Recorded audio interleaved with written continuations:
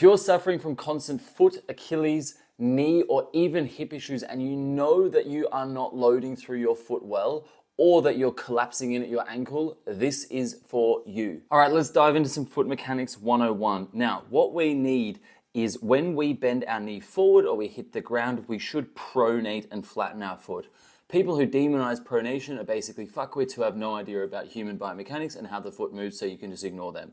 On the other hand, what we can do instead of actually pronating and flattening and spreading that foot and that midfoot and allowing the arch to drop is what I call just tipping or rocking the boat. It's when we basically just roll in at the ankle and the foot here doesn't actually spread. So instead of the movement coming from the foot, that midfoot, the heel, and so on, we just basically go whoop, and we just collapse in at the ankle. So instead of a foot movement, it's an ankle movement. Now, what should happen, the differentiation between the two is, so when we just rock the boat, we come in at the ankle, we stay stiff and relatively narrow through the foot. A way I like to coach the foot moving and mobilizing is to think about the foot melting and spreading. When we think about something melting or liquid being poured, it flattens and spreads outwards. And so when we've got the boat rocking, we stay narrow and nothing happens. As I said, when we allow that foot to pronate and melt, the midfoot spreads and the foot actually literally gets wider and longer by virtue of that flattening. It should happen with water. I haven't actually done this, but when we drop the water on,